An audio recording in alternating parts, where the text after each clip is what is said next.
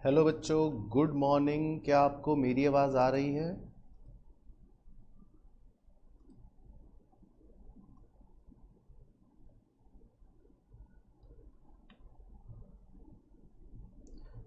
बहुत बहुत good morning सभी प्यारे बच्चों को। क्या आप मुझे सुन पा रहे हैं? क्या आप मुझे देख पा रहे हैं?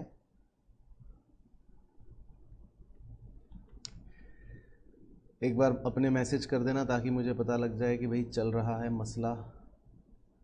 ओके, तो Yash, Sunil, Isha, Parth good morning. Saurabh good morning ji. तो सभी प्यारे बच्चों को बहुत बहुत गुड मॉर्निंग, सुप्रभात।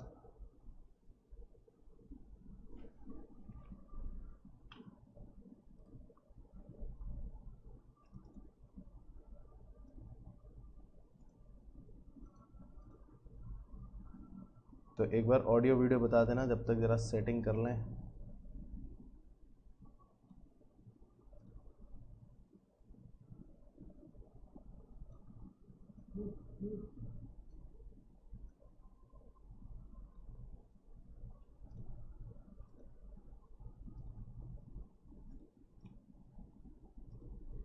हाँ, तो भाइयों बहनों सबको मेरी आवाज़ सुनाई दे रही है?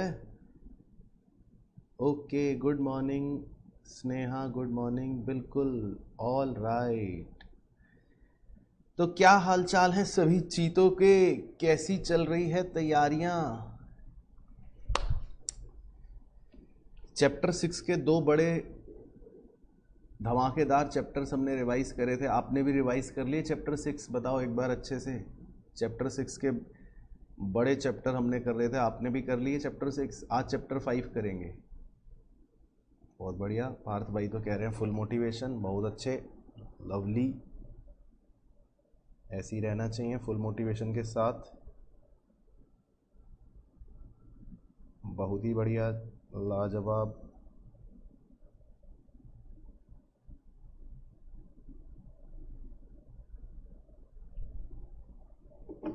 ठीक है खुशी, ओके। ईशांत कर लिए, ठीक है। सौरभ कर लिया है, बहुत बढ़िया।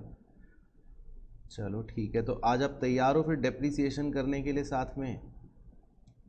डेप्रिसिएशन बच्चों ये भी एक चैप्टर है वैसे तो, आपको पता ही है। हाँ सर, ये तो हमें पता है। और हो सकता है 5 से 10 नंबर तक की वेटेज का ये आ जाए। छोटा सा क्वेश्चन आए तो 5 नंबर का आएगा। और हो सकता है अगर लॉटरी खुल जाए आपकी और थोड़ा बड़ा आ जाए तो 10 नंबर तक का भी आ सकता है ना जी? तो करें बच्चों डेप्रिसिएशन रिवाइज। आप बच्चे, सब बच्चे तैयार हैं? एक बार मुझे बता दो कि यस सर।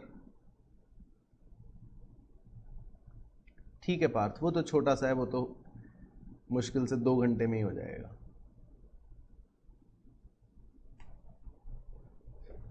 ठीक है, तैयार हैं? Okay, ready.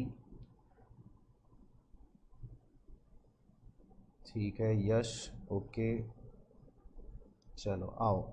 तो आज मैं आपको डेप्रिसिएशन रिवाइज करवाता हूँ और कोशिश करूँगा कि 2 इम्पॉर्टेंट क्वेश्चन जो हैं हमारी बुक के वो भी आपको दिखाऊँ एक बार, और कोशिश करें कि हम वो भी करें, डिस्कस कर लेंगे। ठीक है ना, सॉल्व भी कर लेंगे और सारी बातें कवर कर लेता हूँ। आ जाओ।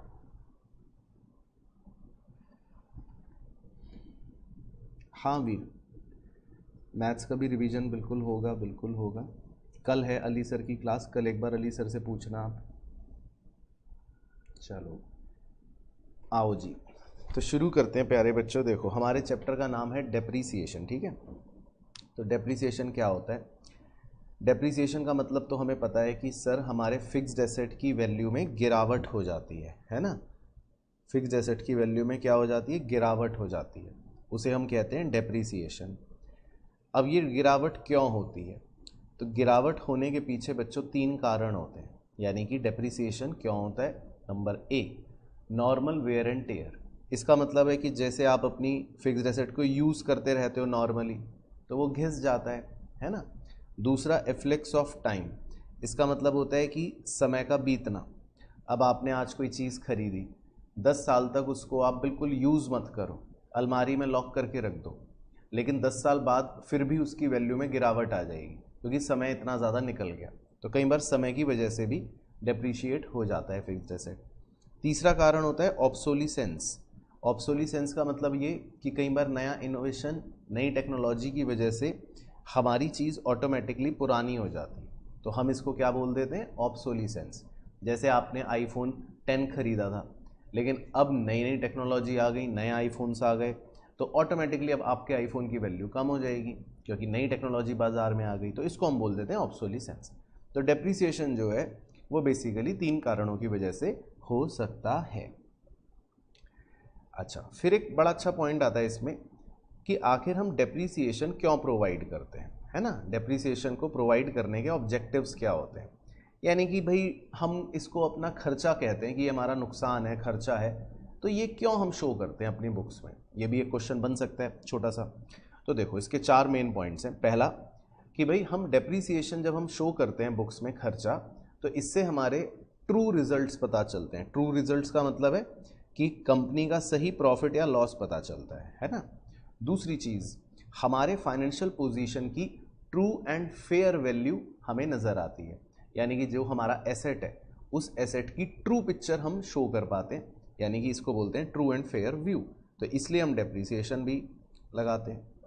तीसरा, हम एक्यूमुलेट कर लेते हैं, क्या एक्यूमुलेट कर लेते हैं, फंड्स को, पैसे को, ताकि 10 साल बाद जब हमारा फिक्स्ड एसेट खराब हो जाए और हमें उसे रिप्लेस करना पड़े तो हम उसको रिप्लेस कर सकें। तो ये पॉइंट बन गया, to accumulate fund for replacement of asset, तो इसलिए भी डेप्रिसिएशन को हम लगाते हैं। और D, to ascertain true cost of production. अब हमने कोई प्रोडक्ट बनाया, उस प्रोडक्ट को बनाने में हमारी मशीन का इस्तेमाल हुआ, तो उस मशीन में जो गिरावट हुई वो भी उस प्रोडक्ट की ही लागत में जुड़नी चाहिए, तो इसीलिए हम कहते हैं कि डेप्रिसिएशन को लगाने के पीछे चौथा ऑब्जेक्टिव है कि प्रोडक्शन की सही कॉस्ट को असर्टेन किया जा सके। तो मतलब 4 थ्योरेटिकल पॉइंट है जो हम एग्जाम के लिए याद रख सकते हैं कि भाई डेप्रिसिएशन क्यों प्रोवाइड किया जाना चाहिए। बाकी डेप्रिसिएशन एक नॉन कैश एक्सपेंस है, ये आपको पता होना चाहिए, यानी कि आप रेंट पे करते हो तो पैसा गया, सैलरी पे करते हो तो पैसा गया, स्टेशनरी पे करते हो तो पैसा गया, कोई भी खर्चा करते हो तो पैसा गया।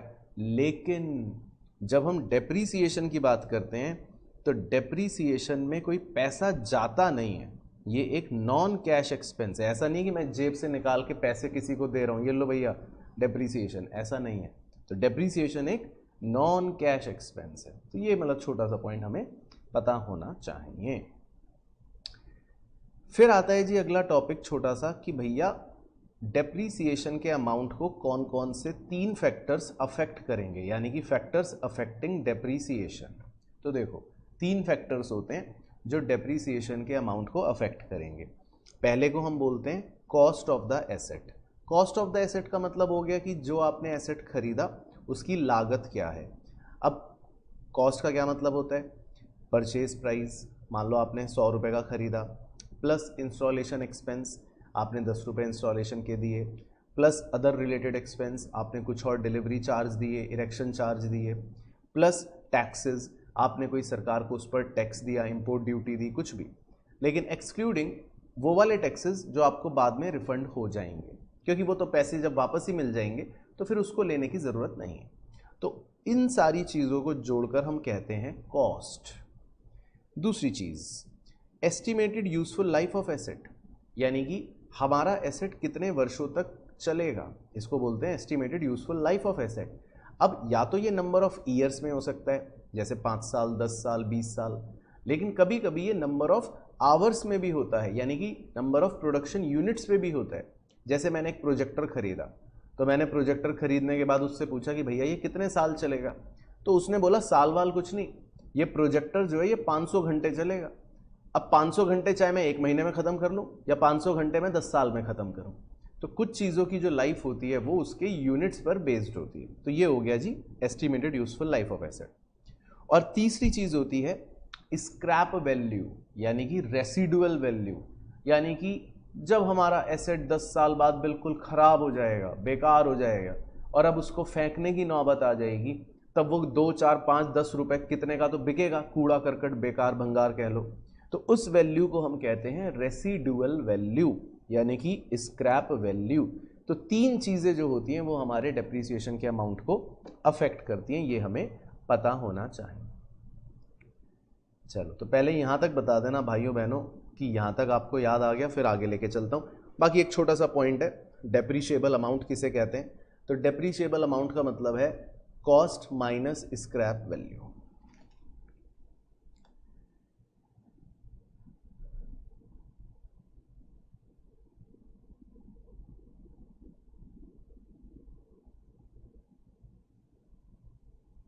हाँ कर सकता है कृति, ठीक है देवांश भाई।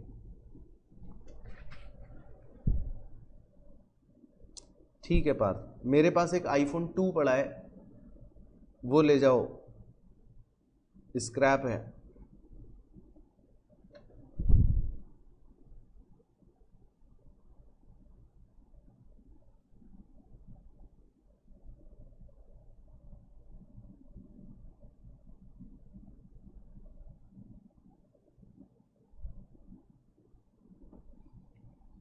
ओके ठीक है सौरभ भाई।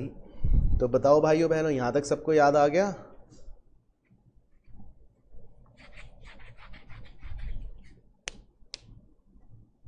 चलो ठीक है ना। तो ये तो बेसिक थ्योरी है। अब धीरे धीरे देखो चैप्टर अपने मेन पड़ाव पर जाने चलेगा, तब उसके लिए तैयार हो जाओ। आ जाओ, मैं भी चलता हूँ। तो अब देखो जी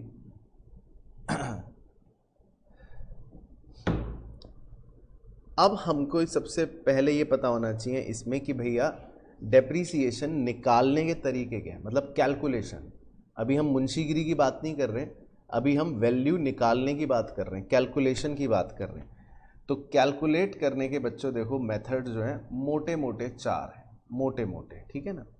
एक को बोलते हैं स्ट्रेट लाइन मेथड, एक को बोलते हैं WDV मेथड मतलब रिटन डाउन वैल्यू मेथड, एक को बोलते हैं SYD method sum of years digit method, और बाकी जो है वो तीनों एक जैसे ही हैं। चाहे डिप्लीशन मेथड बोलो, चाहे प्रोडक्शन यूनिट्स मेथड बोलो, चाहे मशीन आवर मेथड बोलो, तो वो सब एक ही थाली के चिट्टे बिट्टे हैं। अब 1 बाय 1 अगर हम देखें, SLM जो है ये आपने बचपन में पढ़ा था। इसका मतलब होता है कि भैया cost minus scrap value divided by useful life. तो कॉस्ट भी आपको पता है, स्क्रैप वैल्यू भी आपको दी होगी, यूजफुल लाइफ भी आपको पता है। तो इससे आप ये निकाल सकते हो कि हर साल मेरा कितना डेप्रीसिएशन होगा। अब इसमें मज़ेदार बात ये होती है कि इसमें डेप्रीसिएशन हर साल कॉस्ट पर ही निकलता है, तो इसीलिए वो कांस्टेंट होता है, हर साल सेम होती है फिगर, है ना, आपने देखा ही होगा। बाकी डेप्रीसिएशन अगर परसेंटेज में निकालना हो हमें, तो फॉर्मूला है depreciation per annum divided by cost into 100, प्रतिशत आ जाएगी। बाकी अगर क्वेश्चन में हमें खुद ही प्रतिशत में गिवन है, तो फिर हम अपने उस परसेंट को कॉस्ट पर अप्लाई कर देंगे। तो ये तो एक बेसिक मतलब बातें हैं जो आपको पता ही हैं। अच्छा जी, एक दो हमने एग्जांपल्स करे थे क्लास में बच्चों के साथ, वो सिंपल छोटे से एग्जांपल है, कॉस्ट दे दी, लाइफ दे दी, स्क्रैप वैल्यू दे दी, तो डेप्रीसिएशन निकल गया, है ना। तो जैसा कि आप देख रहे हो इसमें हर साल डेप्रीसिएशन जो है वो सेम है। जैसे हमारे इस एग्जाम्पल में 5 लाख की मशीन है, 5 लाख उसकी कॉस्ट है, 96,000 डेप्रीसिएशन है, तो देखो हर साल 96,000 ही डेप्रीशिएट हो रहा है। बाकी हर साल के एंड में जो वैल्यू बचती है उस वैल्यू को क्या बोलते हैं वो आप ध्यान से याद रखना, उसको हम बुक वैल्यू बोल सकते हैं या रिटर्न डाउन वैल्यू बोल सकते हैं। तो ये बेसिकली एक छोटा सा कॉन्सेप्ट बन गया। इसी तरह अगर डेप्रीसिएशन परसेंटेज में निकालना हो तो हम कह देंगे डेप्रीसिएशन पर एनम यानी 96,000 डिवाइडेड बाय कॉस्ट इनटू 100, तो वो परसेंटेज में आ जाएगा।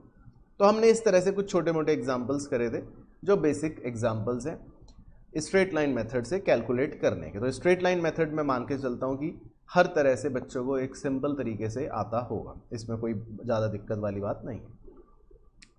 अच्छा जी, दूसरा मेथड होता है WDV method, return down value method. अब रिटर्न डाउन वैल्यू मेथड में डेप्रीसिएशन का फॉर्मूला है, लेकिन उसकी एप्लीकेशन आपके लिए नहीं है, बस सुन के छोड़ देना।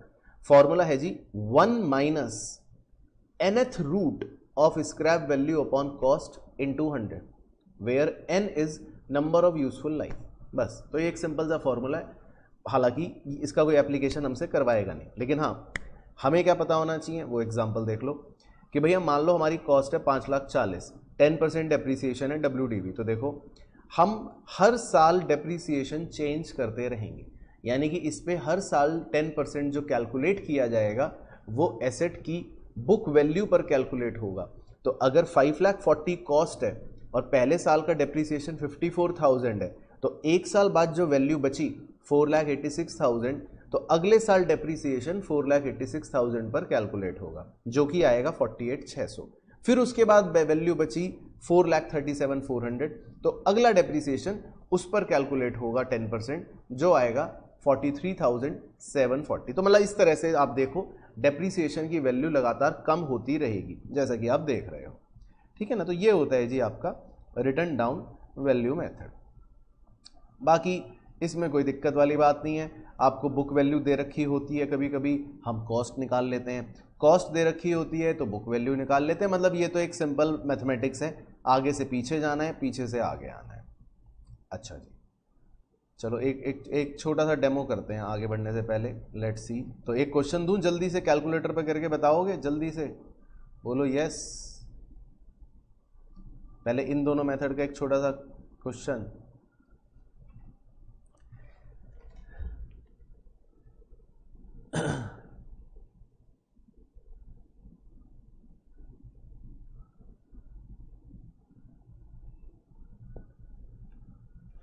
बताओ जी। ठीक है, बच्चे कह रहे हैं ओके तैयार हैं। चलो, तो बुक वैल्यू आफ्टर 4 ईयर्स, मैं आपको 4 साल बाद की बुक वैल्यू दे रहा हूँ 1,40,000, ठीक है। और डेप्रीसिएशन का रेट है 15% पर एनम, WDV मेथड। चलो, तो आपको कॉस्ट निकालनी है, जल्दी से आंसर भेजो भाइयों बहनों, fast, super fast. Let's see कौन बच्चा है होशियार है। तो आपको 4 साल बाद की बुक वैल्यू दे रखी है 1,40,000, डेप्रीसिएशन हम करते हैं 15% पर एनम WDV मेथड से। तो आपको इस एसेट की कॉस्ट निकालनी है।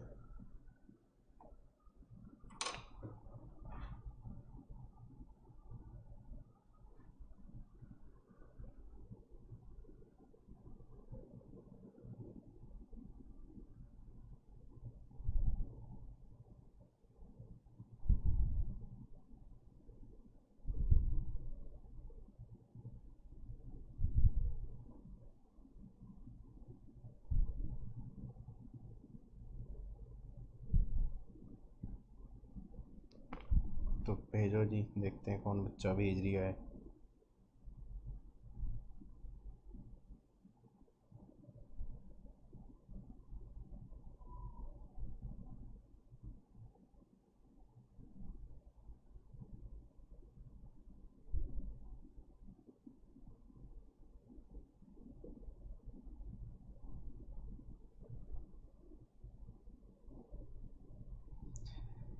भेजो भाइयों भेजो, 2 मिनट और।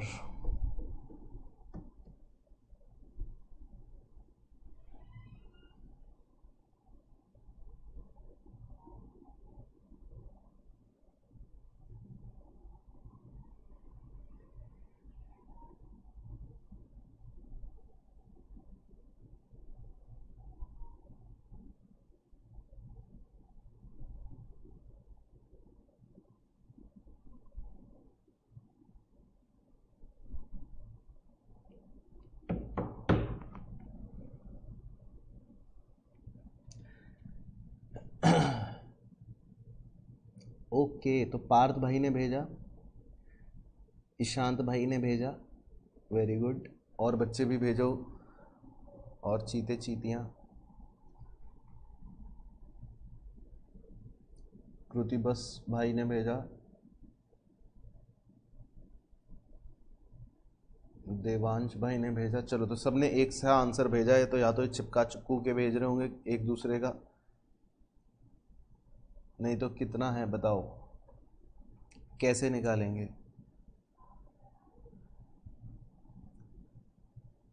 कृति बस भाई,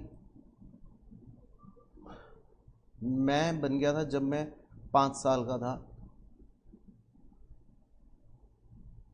तो देखो भाइयों बहनों, 1,40,000 डिवाइड बाय, कैलकुलेटर की ट्रिक है 85% डिवाइड बाय 85% डिवाइड बाय 85% और डिवाइड बाय 85%। 4 बार 85% से डिवाइड कर देना, तो आपका आंसर आ जाएगा, ठीक है ना। तो जो आपने भेजा वो मुझे लग रहा है कि बिल्कुल सही है, वेरी गुड।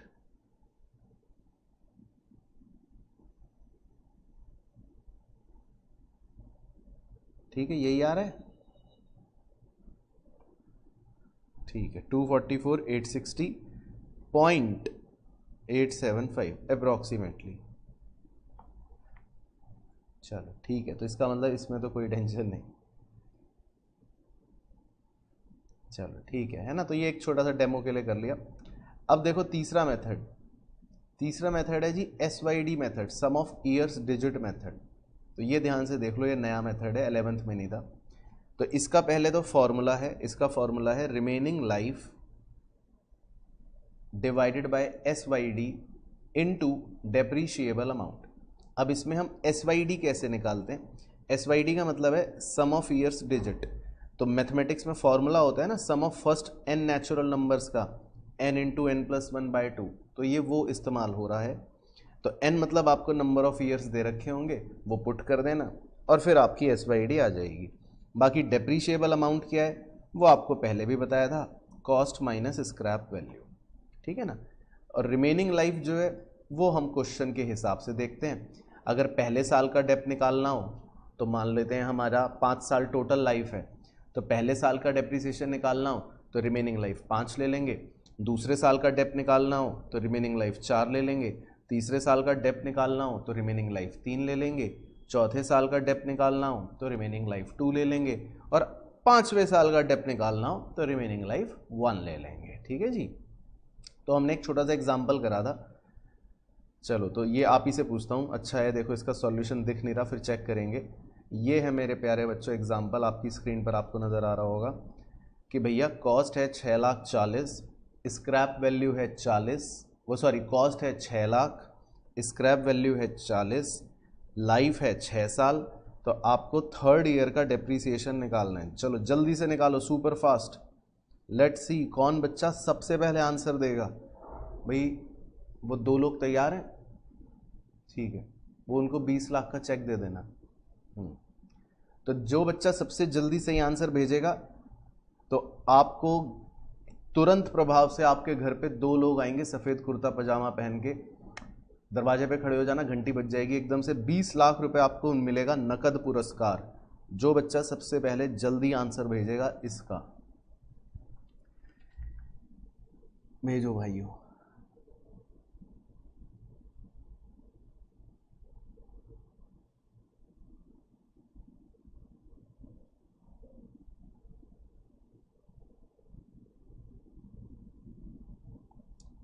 ओके, तो पुलकित भाई ने भेज दिया है गलत आंसर।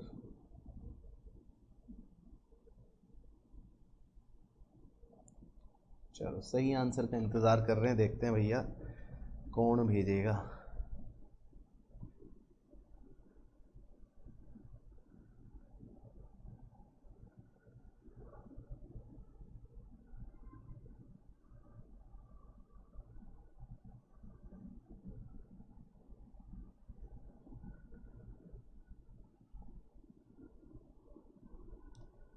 ठीक है, घंटी बज गई कृति भाई, ठीक है, तुमने आंसर नहीं भेजा, बिना उसकी जो घंटी बजी है ना, तो तुम्हारे घर 2 सफ़ेद कुर्ते पजामे में लोग नहीं होंगे। देखो दरवाज़ा खोलो, तुम्हारे यहाँ काले कपड़े पहने 2 गुंडे आए हैं, अब तुम्हें लेके जाएंगे अभी घर से बाहर, तुम्हें गधे पर बैठाया जाएगा और तुम्हें पूरे मोहल्ले में घुमाया जाएगा। तो जल्दी से मम्मी को बुला लो कि मम्मी मम्मी प्लीज़ मुझे बचाओ। तो तुम्हारे यहाँ जो घंटी बजी है वो सफ़ेद कुर्ते पजामे के 2 लोग नहीं हैं। चलो तो स्नेहा ने भेजा है सबसे पहले सही आंसर, ठीक है। तो देखते हैं एक बार। तो देखो भाइयों बहनों, नंबर ऑफ ईयर है 6 साल, तो n की जगह आप क्या पुट कर दो 6, ठीक है। देखो आपको एक सिंपल तरीका समझना है, तो n की जगह 6 पुट कर दो, क्योंकि नंबर ऑफ ईयर कितना दे रखा है 6, इसको n बोलते हैं। n की जगह 6 पुट कर दोगे तो आपका SYD आ गया 21, ठीक है। बाकी डेप्रीशिएबल अमाउंट तो हो गया 5,60,000, कॉस्ट माइनस स्क्रैप वैल्यू। अब देखो हमें थर्ड ईयर का डेप्रीसिएशन निकालना है ना, ये मैंने डायग्राम बना रखा है 1 2 3 4 5 6।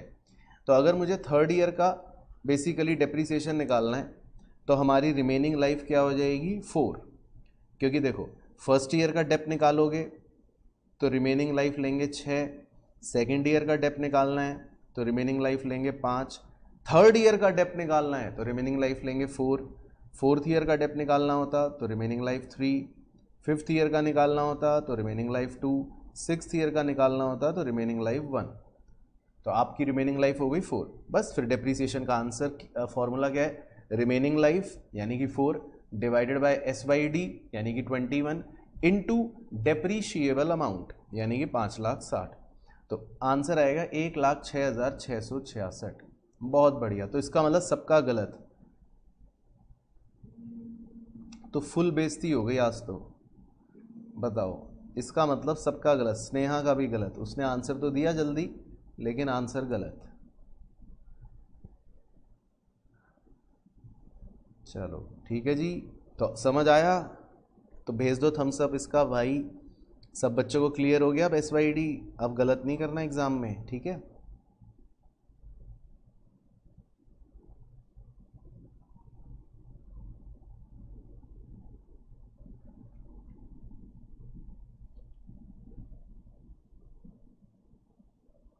ठीक है कृति भाई, अभी आप 11th में हो, ओके।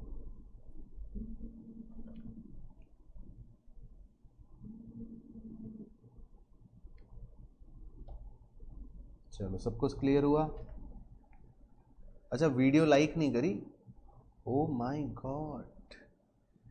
चलो इसका बताओ, सेकंड एग्जांपल SYD का, ये वाला सही करना है। एक और एग्जांपल है, कॉस्ट है 2 लाख रुपए, ठीक है, ध्यान ध्यान से। स्क्रैप वैल्यू है 8,000 रुपये, यूज़फुल लाइफ है 5 साल रुपये, 5 ईयर्स यूज़फुल लाइफ, ठीक है। तो मतलब ये N हो गया। अब क्वेश्चन आपसे पूछ रहे हैं कि भाइयों बहनों बुक वैल्यू बताओ आफ्टर 2 ईयर्स, 2 साल बाद। तो ये देखते हैं कौन सही निकालेगा। अब सीरियसली करना है, मजाक मस्ती नहीं, ठीक है, मजाक मस्ती नहीं करनी, सीरियसली निकालना है आंसर।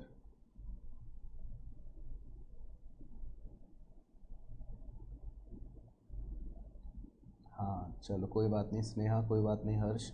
अब निकालो इसका सही आंसर, अब बताना क्या आ रहा है, ठीक है। ध्यान से, जल्दी नहीं करना है, सही करना है।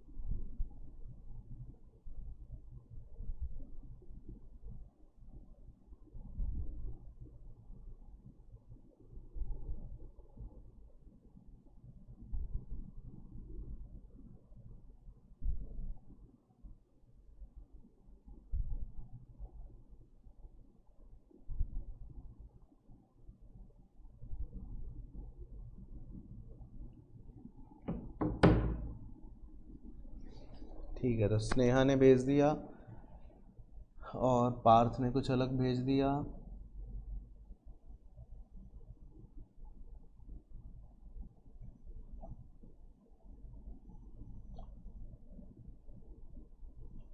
सेल ऑफ अप्रूवल में तो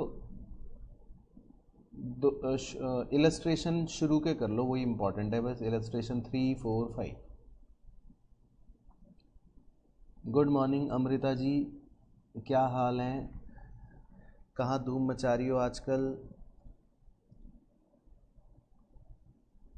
वेरी गुड निशांत बाबू। चलो तो देखें आंसर। तो देखो भाइयों बहनों, हमारे एसेट की कॉस्ट है 2 लाख, ठीक है। अब पहले साल का डेप्रीसिएशन निकालेंगे हम, दूसरे साल का डेप्रीसिएशन निकालेंगे हम। पहले साल का डेप्रीसिएशन निकालने के लिए रिमेनिंग लाइफ लेंगे 5, दूसरे साल का डेप्रीसिएशन निकालने के लिए रिमेनिंग लाइफ लेके 4, और फिर उन दोनों डेप्रीसिएशन को माइनस करके हम ये पता लगा लेंगे कि भैया 2 साल बाद बुक वैल्यू क्या है। तो SYD निकालने के लिए आपने N पुट करा होगा 5, तो SYD आ गया 15। डेप्रीशिएबल अमाउंट है कॉस्ट माइनस स्क्रैप वैल्यू, वो आ गया 1,92,000। ठीक है, तो यहाँ तक तो सबका सही होगा। अब डेप्रीसिएशन अगर मैं पहले साल का निकालूं मान लो, तो वो आएगा कितना 64,000। दूसरे साल का निकालूं तो वो आएगा कितना 51,200। ये आएंगी ना गिरावट हमारी पहले और दूसरे साल का डेप्रीसिएशन। तो आप इन दोनों को अगर माइनस कर दोगे तो इसका मतलब हमें ये पता लग जाएगा भाई, कॉस्ट में से अगर 2 साल का डेप्रीसिएशन माइनस कर दूंगा तो मेरा आंसर आएगा 84,800। तो ये भी सबका गलत। ओ माय गॉड, मैं तो आप बच्चों को होशियार समझ रहा था। ये भी सबका गलत, अनुज का भी गलत, सौरभ का भी गलत, सामान्यू का भी गलत। चलो, तो मैं खामखा इस बैच को होशियार समझ रहा था। तो बच्चों आप एक काम करो, मैं तो कह रहा हूं मेरी बात मानो, आप दिसंबर 2023 के लिए तैयारियां शुरू कर दो अभी से, आराम से। अभी 7 महीने का टाइम है, मजे से पढ़ना। अब 15 दिन बाद जो एग्जाम है उसमें तो हालत खस्ता लग रही है। सही कह रहे हो सर, ये तो हमें भी नहीं लग रहा था कि हम बैक टू बैक 2 गलत क्वेश्चंस दे देंगे, मतलब आंसर हमारे बैक टू बैक 2 गलत आएंगे। बताओ, अब सबको सजा के तौर पर सुपर चैट भेजना पड़ेगा भाई। देखो, ये तो तौहीन कर दी आपने। अब तो आपको सुपर चैट सबको भेजना पड़ेगा, कम से कम 5-5 लाख रुपए का। तो देख लो भाइयों बहनों, अपनी गलती अब ये आइडेंटिफाई कर लो कि आप क्या गलत कर रहे हो। इसका मतलब इस मेथड में आप गलत कर रहे हो, या तो आपने ढंग से सीखा नहीं, या सीख लिया अप्लाई नहीं कर रहे हो, कुछ तो गड़बड़ कर रहे हो। अब अपनी गलती खुद मुझे कमेंट करके भेजो कि क्या गलत करा भाई आपने। क्या आपका SYD गलत था, वो 15 नहीं था? क्या आपके रिमेनिंग लाइफ गलत थे, या आपका डेप्रीशिएबल अमाउंट गलत था, या कॉन्सेप्ट ही गलत था? क्या गड़बड़ हो गई?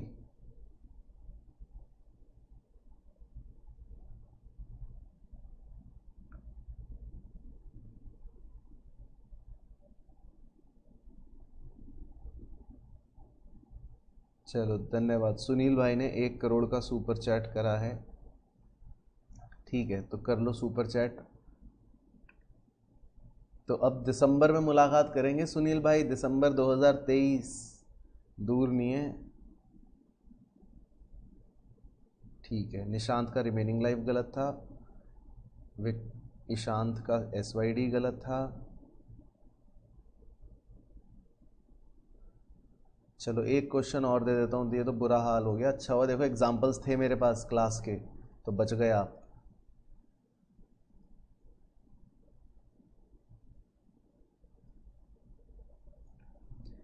चलो, तो एक एग्जाम्पल और है, देख लो, ट्राई करो। कॉस्ट है 8 लाख रुपए, ठीक है, इस बार ध्यान से करना है। कॉस्ट है 8 लाख रुपए, स्क्रैप वैल्यू है 60,000 रुपए, यूजफुल लाइफ है 7 ईयर्स, ठीक है, ये N है।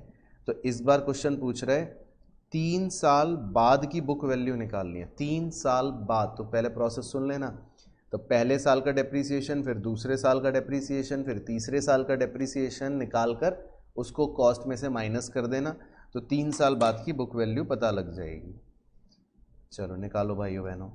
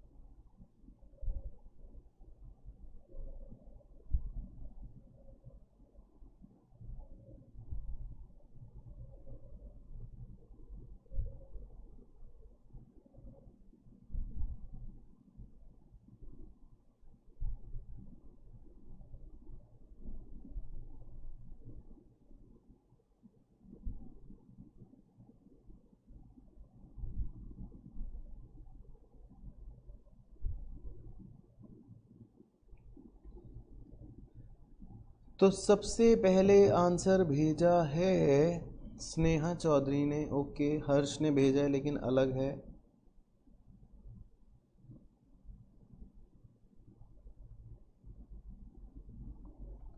चलो आओ। सर ये क्या हो रहा है?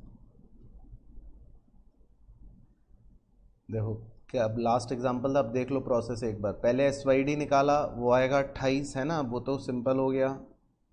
फिर डेप्रीशिएबल अमाउंट निकाला, कॉस्ट माइनस स्क्रैप वैल्यू, वो 740 हो गया। अब पहले साल का डेप निकालने के लिए रिमेनिंग लाइफ क्या लोगे? 7 ईयर्स। दूसरे साल का डेप निकालने के लिए रिमेनिंग लाइफ क्या लोगे? 6 ईयर्स। तीसरे साल का डेप निकालने के लिए रिमेनिंग लाइफ क्या लोगे? 5 ईयर्स। तो पहले साल का डेप आ गया 185, दूसरे साल का डेप आ गया 158,571, तीसरे साल का डेप आ गया 132,143। कॉस्ट में से इन तीनों को माइनस कर दो, मतलब 3 साल के डेप को, तो आपकी बुक वैल्यू बचेगी 3,24,286। तो वेरी गुड स्नेहा चौधरी जी का सही था, बाकी बच्चे हवा में झूल रहे हैं। सर ये क्या हो गया सर? हे प्रभु, चलो अब सब बच्चे आंख बंद करके माँ सरस्वती से आशीर्वाद लें कि हे माँ हमें सद्बुद्धि दें, या फिर दूसरा आशीर्वाद मांगे कि हे माँ इस साल हमारे अटेम्प्ट में SYD का क्वेश्चन ना आए माँ, या तो SLM आ जाए या WDV आ जाए बस। ठीक है, तो जल्दी से भगवान से प्रार्थना कर लो कि SYD का नहीं आए, नहीं तो पक्की बात है नंबर 5 तो गए। ओके चलो अब आखिरी मेथड पर चलते हैं भाइयों बहनों। इसका नाम है production method. Production unit, machine our या डिप्लीशन मेथड, ये एक ही थाली के चिट्टे बिट्टे हैं। तो देखो इसमें कुछ भी नहीं करना, इसमें वेरी सिंपल है कि भाई आपको अगर 1 साल का डेप्रीसिएशन निकालना है तो उसका फॉर्मूला है कि भाई जो भी मतलब हमने इस्तेमाल करा, जितने भी घंटे, जितने भी यूनिट्स, उसको डिवाइड कर देंगे टोटल यूनिट से या टोटल आवर्स से और इनटू डेप्रीशिएबल अमाउंट, है ना। तो अब देखो एक छोटा सा एग्जांपल है, वेरी सिंपल, आप समझ जाओगे। जिसको आता है ये ट्राई करो, जल्दी से आंसर भेजना कमेंट में। कॉस्ट है मान लो 5 लाख, स्क्रैप वैल्यू है 20,000, ठीक है एग्जांपल। अब इस मशीन की लाइफ है मान लो, टोटल लाइफ है 60,000 घंटे, 60,000 घंटे ये टोटल लाइफ है, या 60,000 यूनिट्स, ठीक है ना, ये टोटल लाइफ है उसकी। अब पहले साल मैंने 10,000 घंटे यूज़ कर लिए, फर्स्ट ईयर 10,000 यूनिट्स, और दूसरे साल 35,000 यूनिट्स। तो बताओ पहले साल का कितना डेप होगा और दूसरे साल का कितना डेप होगा? तो एक बार ज़रा कैलकुलेट करना कि पहले साल का कितना डेप होगा और दूसरे साल का कितना डेप होगा। तो एक बार कैलकुलेट करके बताओ जल्दी से, चलो देखते हैं। बहुत सिंपल है, फॉर्मूला भी ऊपर लिखा है, देखो नज़र आ रहा है ना। नहीं तो भगवान से मैं प्रार्थना करने के लिए तैयार हूँ कि हे भगवान इस मेथड का भी सवाल ना आए। ठीक है देवांश भाई, हाँ ये बहुत इम्पोर्टेंट है। तो हमें, आपने अपनी वीकनेस समझ ली ना कि कहाँ प्रॉब्लम आ रही है, अब आज उसी पे फोकस करना, 2-3 क्वेश्चन उसके अच्छे से करके देखना तो वो क्लियर हो जाएगा, ठीक है ना।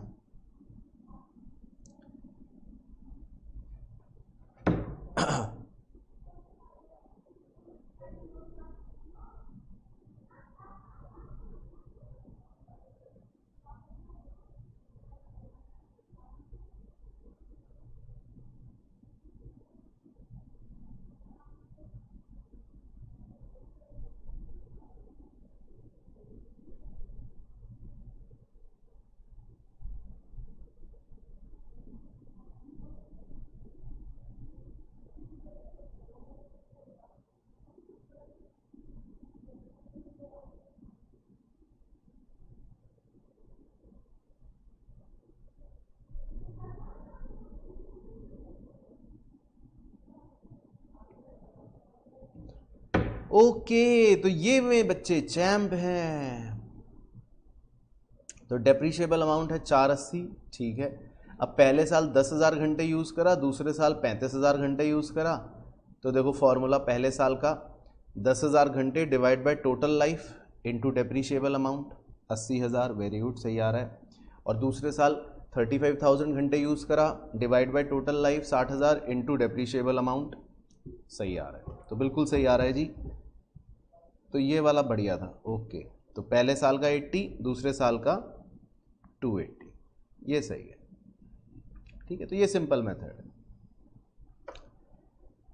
चलो, तो पहले यहाँ तक बता दो कि भैया यहाँ तक सबको समझ आया तरीका। ये तो था कैलकुलेशन पोर्शन, यहाँ तक तो मतलब अभी तक तो हम अकाउंटिंग पे गए ही नहीं, अभी तो खाली कैलकुलेट कर रहे हैं। लेकिन यहाँ तक बिल्कुल कहानी याद आ गई तो एक बार भेज दो कि भाई यस सर, कहानी ओके।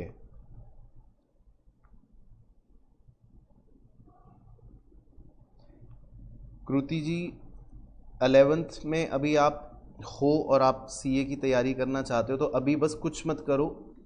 आपके 11th में एक चैप्टर है जर्नल, वो अच्छे से करो, लेजर वो अच्छे से करो, ट्रायल बैलेंस थोड़ा सा अच्छे से कर लेना, बीआरएस अच्छे से कर लेना, बिल्स ऑफ एक्सचेंज अच्छे से कर लेना, रेक्टिफिकेशन अच्छे से कर लेना और फाइनल अकाउंट्स अच्छे से कर लेना। बस इनको बिल्कुल घोट के पी लेना अपने 11th में।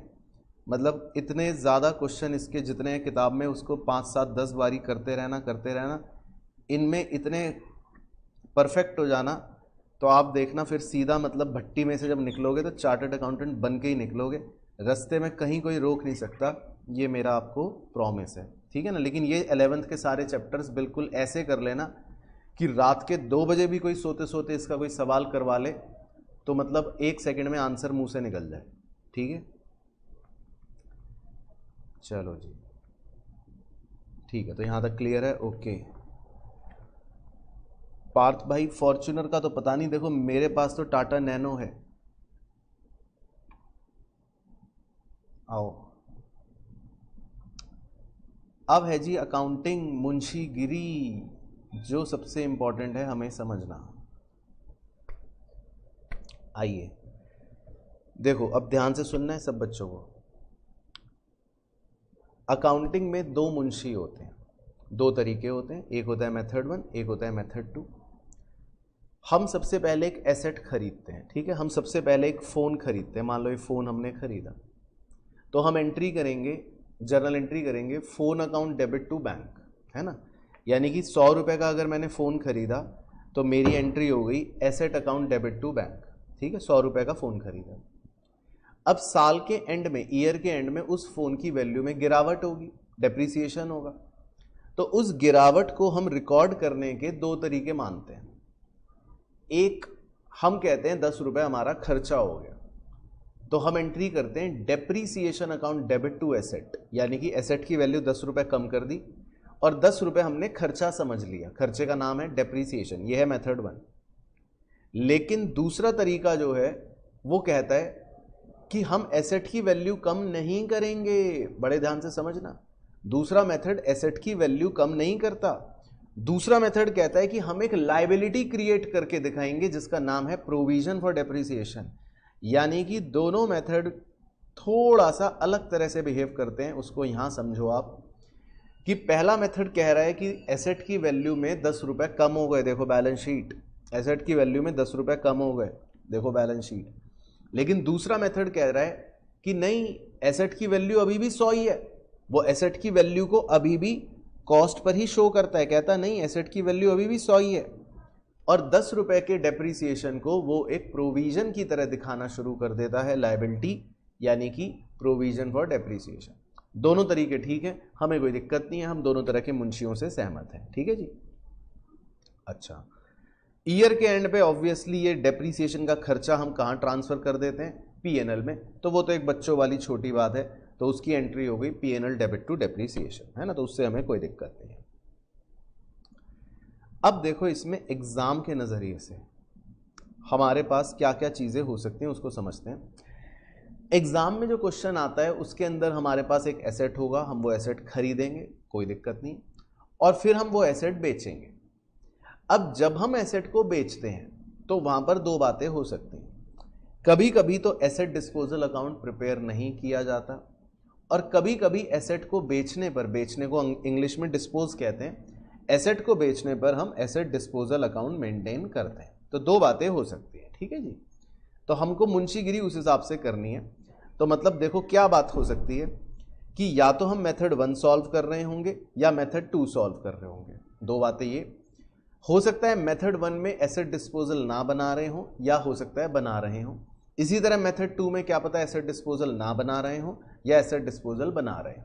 तो बेसिकली 4 तरह से परम्यूटेशन कॉम्बिनेशन बन सकता है आपके सवालों का। दोबारा से देख लो, मेथड 1 है और एसिड डिस्पोजल नहीं बना रहे, मेथड 1 है और एसिड डिस्पोजल बना रहे हो, तो 2 क्वेश्चन ये बन सकते हैं अलग अलग वैरायटी के। और या मेथड 2 में आप फॉलो कर रहे हो और एसिड डिस्पोजल नहीं बना रहे, या मेथड 2 में आप हो और एसिड डिस्पोजल बना रहे हो। तो दो तरीके ये हो गए सवाल के। तो आपके पूरे सिलेबस में डेप्रिसिएशन चैप्टर से 4 प्रकार के सवाल ही आ सकते हैं। ठीक है सर, देख लो 1 2 3 4। अब मुंशीगिरी किसमें कैसे होगी उसको समझने के लिए हम एक एग्जाम्पल का सहारा ले लेते हैं। ठीक है जी। तो अब देखो, मैं एक एग्जाम्पल ले रहा हूं, आप बस ध्यान से सुनना। मैं आपको ये पीडीएफ शेयर करूंगा, तो आप इस पीडीएफ को आराम से बहुत अच्छे से आज ही देखना समझना। लेकिन अभी के लिए देखो, एक कॉन्सेप्चुअल एग्जाम्पल है। इसमें हम क्या कर रहे हैं, एक एग्जाम्पल आपके साथ ले रहे हैं, बस आप ध्यान से सुनना। मान लेते हैं मैंने एक मशीन 1 खरीदी 1 लाख रुपए की, ठीक है, 1 जुलाई 2018 को। बस आप ध्यान से देखते रहना टाइम स्केल डायग्राम पर। फिर उसके मतलब और अगले फाइनेंशियल ईयर में मैंने 1 जनवरी 2020 को एक और मशीन खरीद ली 2 लाख रुपए की। तो M1 खरीदी, फिर M2 खरीदी। फिर उसके बाद 30 जून को मैंने M1 को बेच दिया फॉर 60,000। तो मशीन खरीदी, मशीन बेची, यही होगा। डेप्रिसिएशन हम मान लेते हैं 10% है सिंप्लिसिटी के लिए, पर एनम SLM मेथड। हो सकता है एग्जाम में कोई और मेथड हो, WDV हो, कोई भी मेथड हो, कैलकुलेशन अलग हो सकती है बस, लेकिन मुंशीगिरी यही होगी जो हम सीखेंगे। तो अब देखो, हमें अकाउंटिंग चारों केसेस में करनी है। चारों केसेस का मतलब है, दोबारा से देख लो, कि या तो हम पहले वाले मुंशी हैं, मेथड 1 वाले मुंशी हैं और एसेट डिस्पोजल नहीं बनाते या बनाते। दूसरा हो सकता है कि हम दूसरे वाले मेथड 2 वाले मुंशी हैं जो लायबिलिटी शो करता है डेप्रिसिएशन को, और फिर हम एसेट डिस्पोजल नहीं बनाते या बना सकते। तो मतलब आप ये ध्यान रखना, मुंशीगिरी 4 तरह से की जा सकती है। कितने तरह से की जा सकती है? 4 तरह से की जा सकती है। तो हम इसी एग्जाम्पल को चारों तरीके से देखते हैं कि भैया कैसे हो सकती है मुंशीगिरी। तो एक बार फटाफट दिखा देता हूँ। देखो, कैलकुलेशन पार्ट आप बाद में अपने आप देख लेना कि भैया डेप्रिसिएशन कैसे, कितना निकला, लॉस कितना आया, वो फटाफट मतलब अपने आप देख लेना। लेकिन मैं फिगर बता देता हूँ। तो मशीन 1 का डेप्रिसिएशन पहले साल का है 7500, दूसरे साल का है 10,000, तीसरे साल का है 2500। फिर हमने उसको टोटल डेप्रिसिएशन जब कैलकुलेट कर लिया उसका मशीन 1 का, तो वो आ गया 20,000 रुपये। हमने उसको बेच दिया 60,000 में, तो हमें पता लग गया कि हमारा लॉस आ गया 20,000 रुपये। तो ये फिगर्स हमको ऑलरेडी पहले से मतलब हमने कैलकुलेट करके रख लें। बाकी मशीन 2 का डेप्रिसिएशन है 5,000 रुपये और तीसरे साल है 20,000 रुपये। मतलब हमने कैलकुलेशन सारी करके रख ली। तो अब देखो कि मुंशीगिरी कैसे होगी। ठीक है ना, अब देखो जी,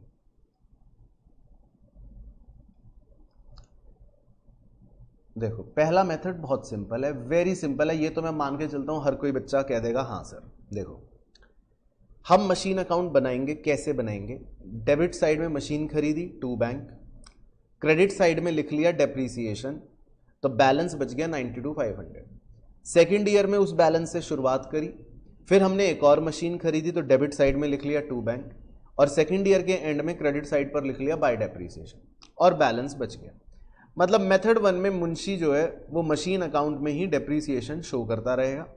तीसरे साल फिर हमने बैलेंस लिख लिया, और जब मशीन को बेचा, तो मशीन को बेचने पर बच्चों 3 बातें लिखी जाती हैं, ये आप कसम खा लेना हमेशा।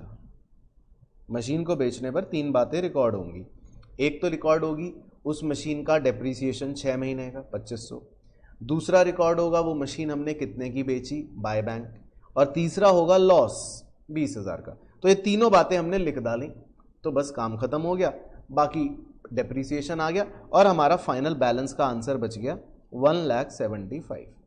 ये सबसे ट्रेडिशनल तरीका है जो 11th के बच्चे भी करते हैं कि भाई मशीन अकाउंट बनाया और हमने मशीन अकाउंट में ही सब कुछ लिख लिया, डेप्रीसिएशन भी लिख लिया क्योंकि हम मेथड 1 वाले मुंशी हैं, और हमने एसेट डिस्पोजल अकाउंट नहीं बना रखा। तो ये तो हो गया हमारा मेथड 1 का पहला तरीका। अब पहले दूसरा देखना, फिर आऊंगा आपके पास। अगर इसी में वो एसेट डिस्पोजल अकाउंट बनाएगा तो देखो क्या फर्क होगा, बड़े ध्यान से देखना।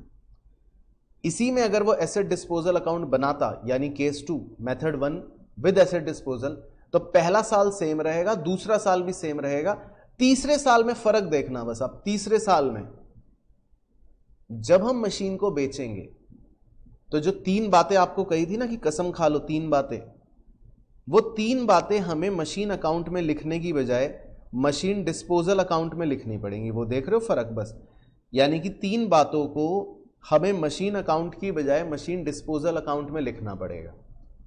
और मशीन अकाउंट में हम सिर्फ एक ट्रांसफर एंट्री डालेंगे और उसमें लिखेंगे बाय मशीन डिस्पोजल अकाउंट। बस आपको इतना सा ट्विस्ट करना है। तो 82,500 रुपए जो है वो आप एक साथ मशीन डिस्पोजल अकाउंट में ट्रांसफर कर दोगे, और नीचे वो देखो मशीन डिस्पोजल अकाउंट बना हुआ है, उसमें आप तीनों बातें जो कसम खाई थी वो लिख दोगे, और वो हमेशा टैली होता है, उसमें कभी भी कोई बैलेंस नहीं बचता। तो बस आप कंपैरेटिव व्यू देखो कि अगर मशीन डिस्पोजल अकाउंट नहीं बनाएंगे तो आप नॉर्मल ऐसे सॉल्व करोगे, और अगर मशीन डिस्पोजल अकाउंट बनाएंगे तो हमें को ये 3 बातें मशीन डिस्पोजल अकाउंट में ऐसे लिखकर शो करनी पड़ेंगी, ऐसे, और फिर बाकी सारी चीजें सेम रहेंगी। ठीक है जी। तो ये आपका हो गया मेथड 1 2 तरीकों से। चलो तो पहले इसके बारे में बता दो भाइयों बहनों कि भाई अब आपको ये कहानी क्लियर है मेथड 1 2 तरीकों से। ठीक है, अच्छे से देख लेना।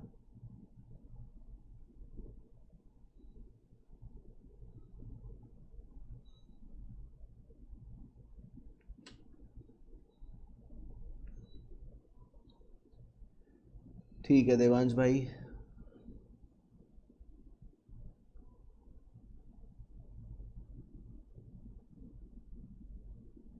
ठीक है, पार्थ अनुज ईशांत, ठीक है, चलो समझ आ गया ना, वेरी गुड। तो मैं आपको ये पीडीएफ भी शेयर कर दूंगा, तो आप दोबारा बाद में अपने आप एनालाइज करना, वैसे बहुत सिंपल है।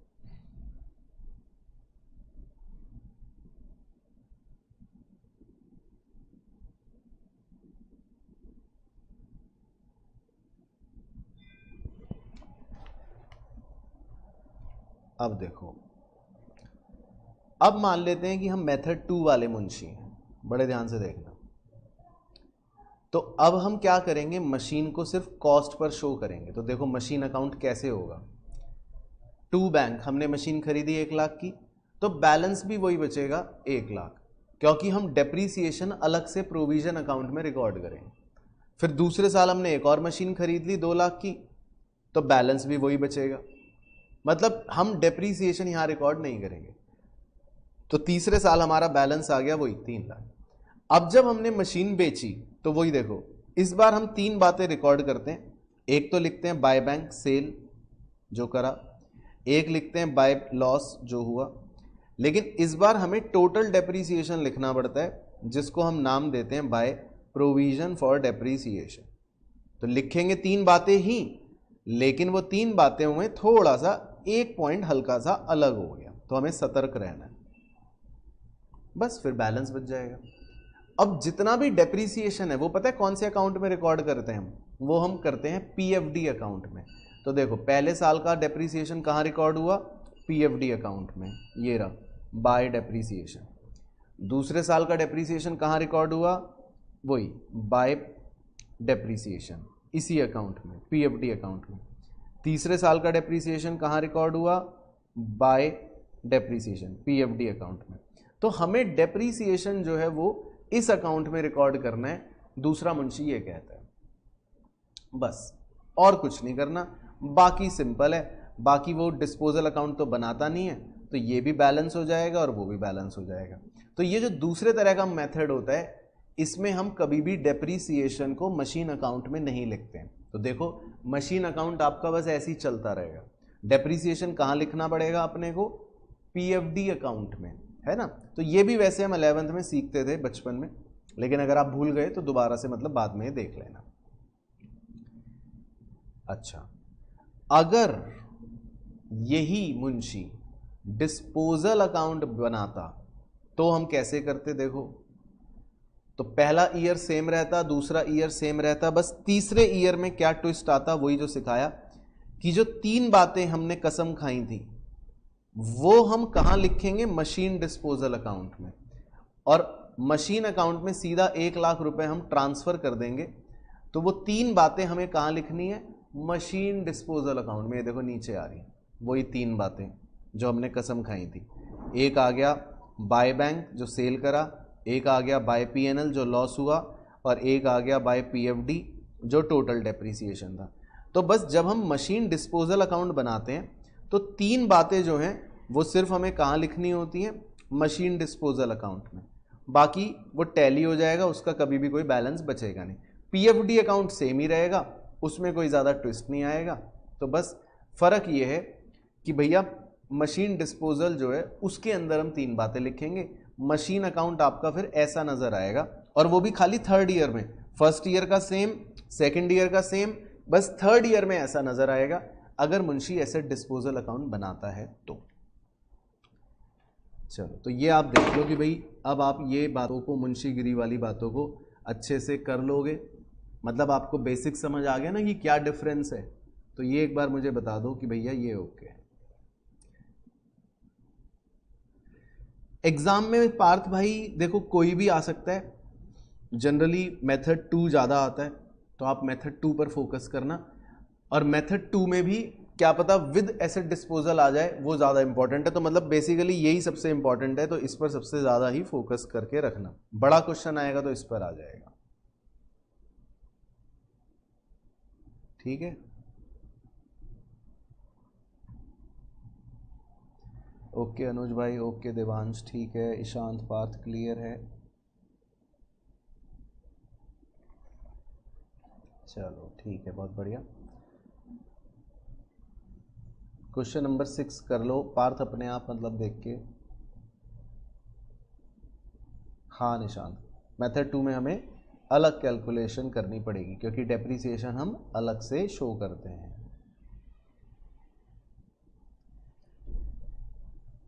ठीक है ना, तो बस देखो कॉन्सेप्ट पूरा यही है।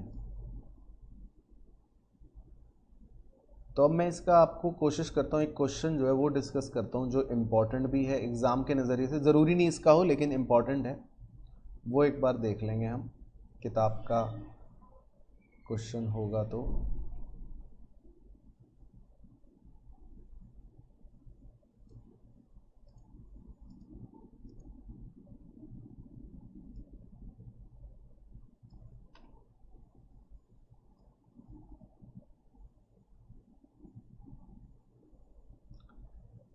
ये सब बेसिक क्वेश्चंस हैं, मतलब ये आप अगर चाहोगे तो कर लोगे अपने आप।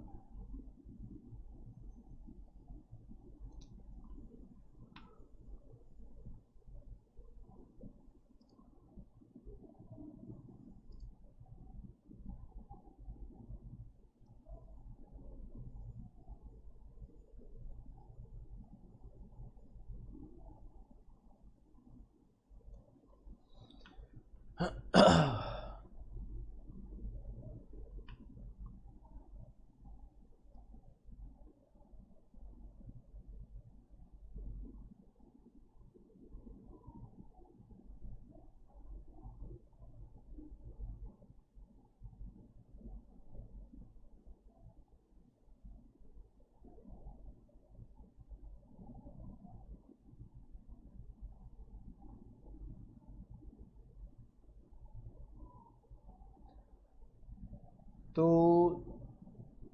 जैसे एक इलस्ट्रेशन 9 है ना,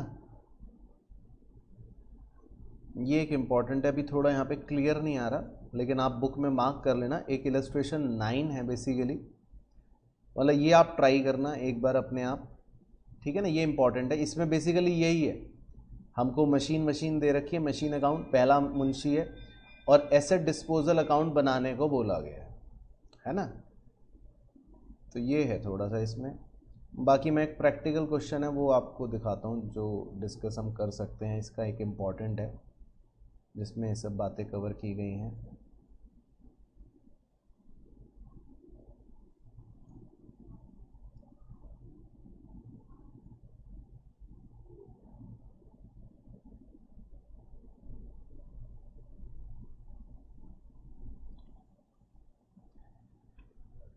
देखो बाकी प्रैक्टिकल क्वेश्चन नंबर 1 है, ये थोड़ा सा एक अलग प्रकार का क्वेश्चन है, मतलब ये भी आप इंपॉर्टेंट मार्क कर लेना।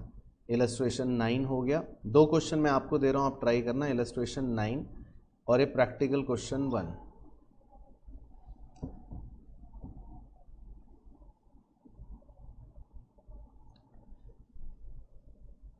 तो देखो प्रैक्टिकल क्वेश्चन 1 पढ़ देता हूँ। इसमें लिखा है a firm's plant and machinery account as on 31 December 2018 and the corresponding depreciation provision broken down by the year of purchase are as follows. तो देखो इन्होंने आपको 31 दिसंबर 2018 का मशीन की जानकारी दे रखी है कि भाई हमारे पास 30 लाख की कॉस्ट है, ये तो कॉस्ट है, और जिनका प्रोविज़न फॉर डेप्रीसिएशन है 21,35,000, मतलब एक तरह से इनके पास 9,65,000 सॉरी 8,65,000 8,65,000 की बुक वैल्यू है मशीन की, है ना, कॉस्ट में से अगर मैं ये माइनस करूं। बाकी वो बता रहे हैं कि अलग अलग मशीनें जो हैं वो हमने कब खरीदी थी, ये 2002 में खरीदी थी, फिर 2008 में, 9 में, 10 में, 17 में, 18 में, ऐसे। बाकी कह रहा है डेप्रीसिएशन जो है वो 10% है per annum on original cost, और कंपनी की पॉलिसी है कि वो जो भी परचेज या सेल करती है वो 30 जून को करती है। तो मतलब आप ये सारी डेट्स को 30 जून मान के करोगे सॉल्व, कि ये जितनी भी मशीनें खरीदी गई हैं ये 30 जून को खरीदी गई हैं, जितनी भी 30 जून 2009, 30 जून 2010, 30 जून 2017, 30 जून 2018। बाकी कह रहा है कि हमने ड्यूरिंग 2019, अब इस साल क्या करा करंट ईयर में, purchase plant and machinery amounted to 15 lakh, आपने एक नई मशीन खरीद ली। Plant bought in 2008 for 1,70,000 was scrap. Scrap का मतलब बच्चों ये होता है कि एक तरह से आपने सेल कर दी है निल रुपए की, ये समझ लो, इसको स्क्रैप बोलते हैं कि आपने 0 रुपए में बेच दिया। तो 2008 में आपने कोई खरीदा था, तो मतलब हम यही मानेंगे कि भैया 30 जून 2008 का जो प्लांट खरीदा था आपने 1,70,000 का, उसको 0 रुपए में बेच दिया। इसी तरह प्लांट बॉट ऑन 2009, तो 30 जून 2009 को जो प्लांट खरीदा था फॉर 90,000 वो आपने 5,000 का बेच दिया। और plant bought in 2010 for 2,40,000 was sold for 15,000। तो आपने 3 प्लांट बेच दिए, ये कह रहा है। एक 2008 में खरीदा था, एक 2009 में खरीदा था, एक 2010 में खरीदा था, तीनों को बेच दिया। ठीक है, फिर क्या हो गया जी, बस फिर नीचे लिखा है कि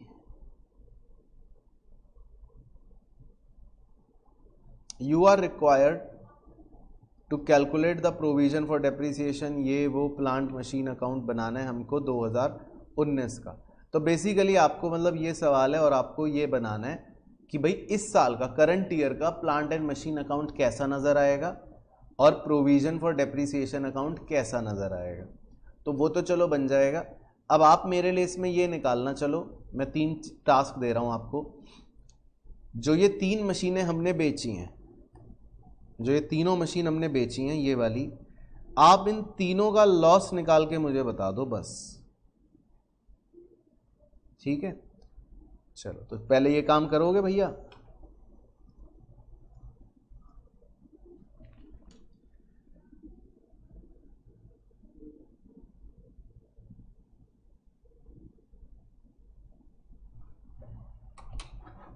तो तीनों का लॉस निकालना है।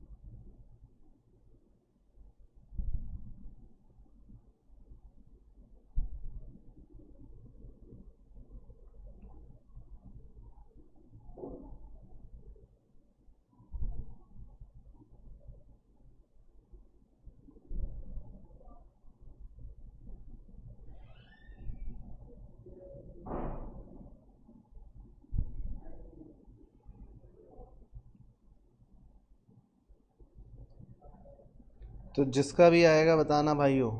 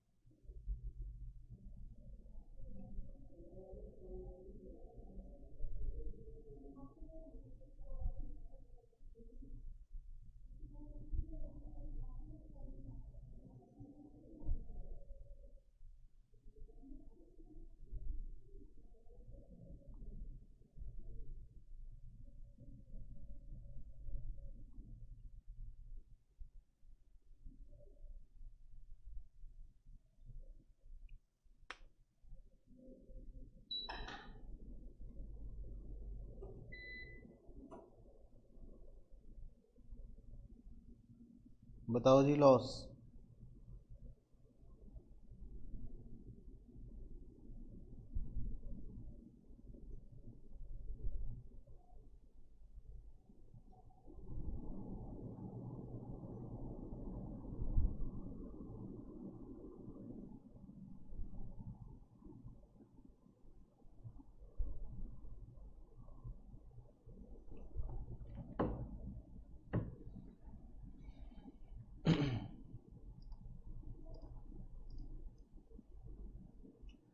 बताओ चीतो।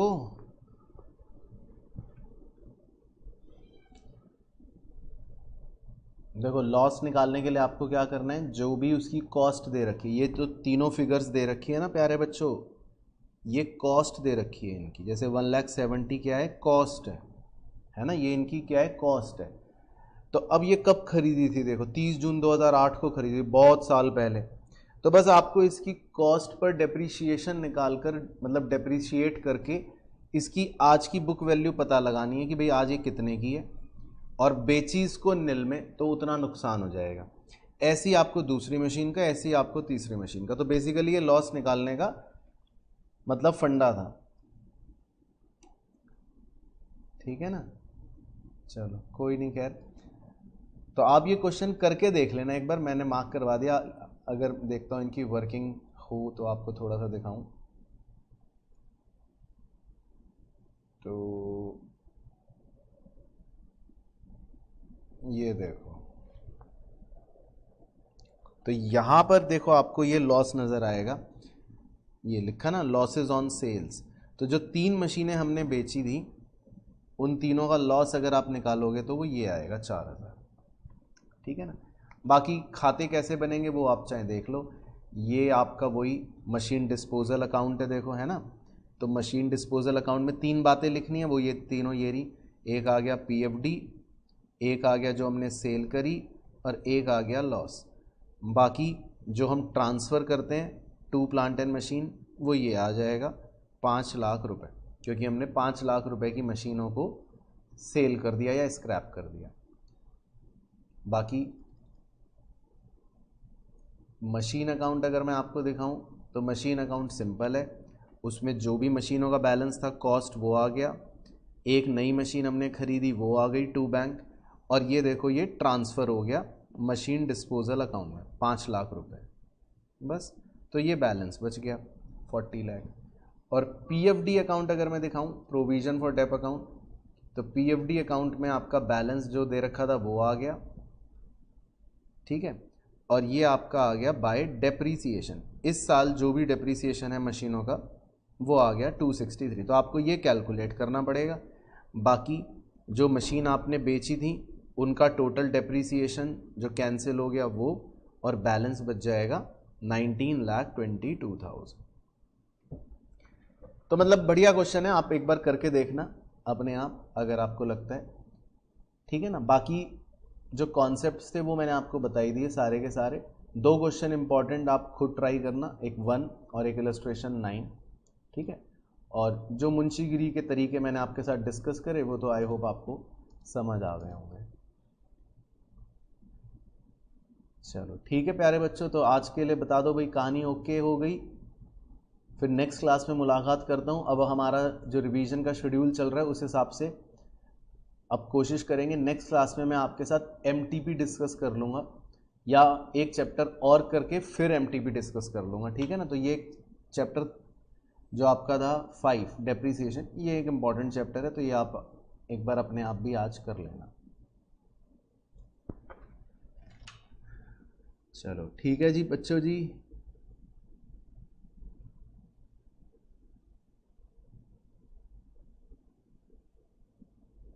ओके ओके, अच्छा मेरे पास चैट बच्चों बीच में रुक गए थे, अब आ गए हैं, ठीक है ठीक है ठीक है।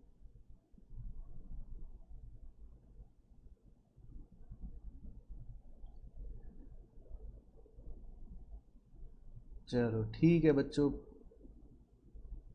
हाँ ठीक है। तो 1-2 चैप्टर करवा के मैं फिर आपको एमटीपी करवाऊंगा। चलो ठीक है, डन।